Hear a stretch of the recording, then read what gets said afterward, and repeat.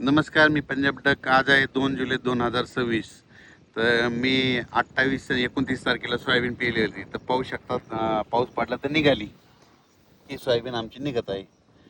तर पण शेतकऱ्याला एक अंदाज देणार आहे. राज्यामध्ये काही शेतकऱ्याच्या आणखीन पेरणी नाही झाल्या, त्या शेतकऱ्यासाठी आनंदाची बातमी. या 8 दिवसामध्ये सांगू इच्छितो की म्हणजे 8 जुलैपर्यंत राज्यात चांगला पाऊस पडणार आहे, म्हणून हा अंदाज लक्षात यायचा. म्हणजे सांगायचं झालं तर काही भागामध्ये मुसळधार पडणार आहे, काही ठिकाणी अतिमुसळधार पडणार आहे, काही ठिकाणी अतिवृष्टी देखील होणार आहे, म्हणून हा अंदाज महाराष्ट्रातल्या सर्व शेतकऱ्यांना लक्षात यायचा. म्हणजे आतापर्यंत जे भाग वंचित राहिला त्या भागात देखील हे 8 तारखेपर्यंत पाऊस पडून जाईल, म्हणून हे लक्षात यायचं. मग राज्यात जास्त अतिमुसळधार पाऊस कुठं पडणार आहे तर तुम्हाला सांगू इच्छितो, सर्वात जास्त पडणार आहे मुंबई, पुणे, नाशिक, नंदुरबार जिल्हा, धुळे जिल्हा, जळगाव जिल्हा, अहिल्यानगर, त्याच्यानंतर शिर्डी, राहता, अकोले, संगमनेर, ओझर गणपती ते पट्टा, म्हणजे धरण क्षेत्राच्या कॅचमेंट एरियामध्ये. तसं ते पाऊस काय होणार आहे इकडं संभाजीनगर, कन्नड, सिल्लोड, सोयगाव, असा करत करत जळगाव, बुलढाणा, अकोला, अमरावती, अकोट, शेगाव, ह्या खामगाव हे पट्टा काय होणार आहे असा पडणार आहे. जालना जिल्हा त्याच्यामध्ये राहील, पण हे देखील सरकारने लक्षात. म्हणजे सांगायचं झालं तर ह्या 8 दिवसामध्ये त्या भागामध्ये चांगला मुसळधार पडणार आहे.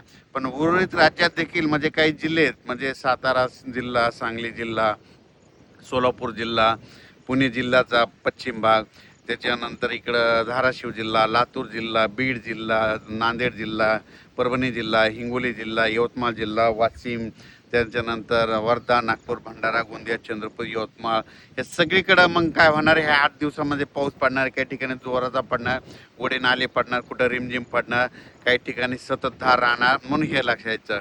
पण राज्यात मात्र तुम्हाला सांगू इच्छितो की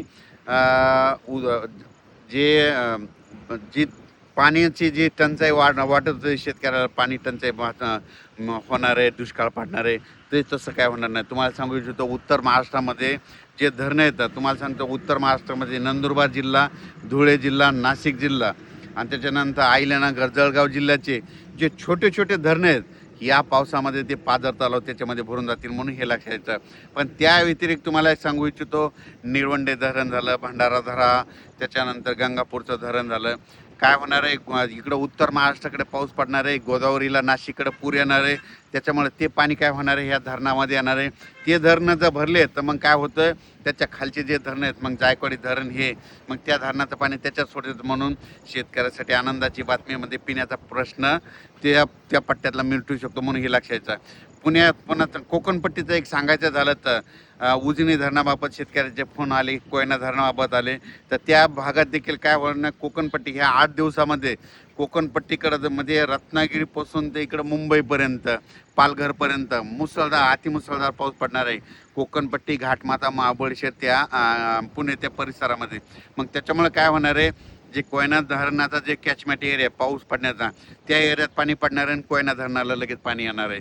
त्याच्यानंतर उजनी धरणात देखील काय होणार आहे, पुण्याकडं तिकडल्या पट्ट्यामध्ये पाऊस पडणार आहे, त्याच्यामुळे उजनी धरणात देखील ह्या पावसामध्ये बऱ्याच भागामध्ये आवकमध्ये सुरुवात होणार आहे, म्हणून हे लक्षात यायचं. सांगायचं झालं तर 8 जुलैपर्यंत राज्यात म्हणजे आज 2 तारखेपासून 8 जुलैपर्यंत दररोज वेगवेगळ्या भागात जोराचा पाऊस पडणार आणि शेतकऱ्याची ज्यांचं पेरायचं राहिलं सगळीकडे पाऊस पडणं आणि सगळ्याच्या पेरण्या होणार आहे. आणि त्याच्यानंतर तुम्हाला सांगितलं होतं हे पाऊस 8-9 तारखेपर्यंत चालत, पण त्याच्यानंतर पुन्हा लगेच 13-14 तारखेला पुन्हा पाऊस येणार आहे. पुन्हा जुलैच्या शेवटच्या देखील आठवड्यात पाऊस येणार आहे, म्हणून शेतकऱ्यांना घाबरू नका. दुष्काळ वगैरे काही पडणार नाही, पण पाऊस येणार, सगळ्या शेतकऱ्याच्या पेरण्या होणार आहे. फक्त मागं पुढं होणार आहे एवढं मात्र निश्चित लक्षात घ्यायचं. जमिनीमध्ये ईदभर ओला असेल तर शेतकऱ्याने पेरणी करायला काही हरकत नाही. आम्ही देखील पेरणी केल्याच्या नंतर बघा सारखा दररोजच पाऊस आहे आणि आमचं सोयाबीन आता उगून निघलं. आणि पण मुंबईकरांना आणि नाशिक जिल्ह्यातल्या नाशिक जिल्ह्याच्या जनतेला एक माझं एक आव्हान आहे, हे 8 दिवस जरा सतर्क राहा. काय करा, ओढे नाले ज्यांचे घरं नाल्याच्या बाजूला, वड्याच्या बाजूला असेल तर तुम्ही जरा काळजी घ्या. पाऊस जर चालू असला, सारखा जर 3 तास पाऊस चालू राहिला तर तुम्ही समजायचं बिलकुल पूर येणार आहे, म्हणून ती परिस्थिती राहता तुम्ही दक्ष राहा. कारण की मुंबईमध्ये खूप अतिमुसळधार पाऊस पडणार आहे. मुंबईपेक्षा जास्त नाशिकच्या म्हणजे दिंडोरी आणि आपलं दिंडोरी आणि इकडं गुजरातचा परिसर, नंदुरबार जिल्हा, धुळे जिल्हा, नाशिक, निपाड, ह्या येवला सगळीकडे जवळपास चांगला जोराचा पाऊस पडणार आहे. अहिल्यानगर पडणार आहे. ते पाऊस परत काय होईल इकडं अहिल्यानगर करत इकडं कडाष्टी बीडकर देखील येणार आहे. पाथर्डीकर पडणार आहे. तिकडं जर पडलं तर परत तिकडं एका दिवस त्या नदीला पाथर्डीच्या तिकडल्या देखील पूर येऊ शकतो. म्हणून त्या पाथर्डीकरल्या शेतकऱ्यांनी लक्षात घ्यायचं. कारण की कमी वेळेत जास्त पाऊस पडला तर तुम्हाला सांगू इच्छितो पूर येण्याचं लक्षण कसं असतं तर 1 घंटा जर पाऊस पडला सारखा की समजायचं नदीला थोडाफार पूर येणार आहे. पण पाऊस 2 घंटे पडला तर समजायचं आता धोक्याची पातळी होणार. आणि 3 तास सारखा सलग पाऊस पडला की 100% नदीला पूर येणार. हे गणित सगळ्या शेतकऱ्यांना लक्षात यायचं.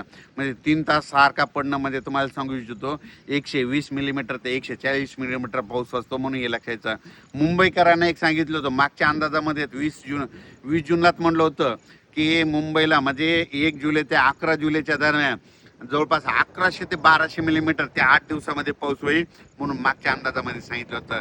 आणि त्याच्यामध्ये ते मुंबईचं ते पाणी पिण्याचं ते धरण आहे ते देखील भरलं. म्हणून मुंबईकरांची ताण भागवणारं ते धरण भरलं. पण त्याच्या व्यतिरिक्त आता इगतपुरी त्या उत्तर महाराष्ट्राकडे पाऊस पडणार आहे. त्याच्यामुळे बऱ्याच कॅचमेट एरियात त्या धरणाला पाणी येणार आहे. म्हणून ही सर्वप्रथम आनंदाची बातमी.